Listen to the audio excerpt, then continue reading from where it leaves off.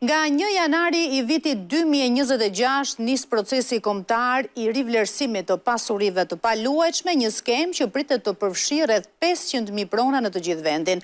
Për ekspertët, kjo nismë pritet të sjellë çmime të reja të referencës, formalizim të tregut dhe korrigjim të vlerave të regjistruara ndër vite.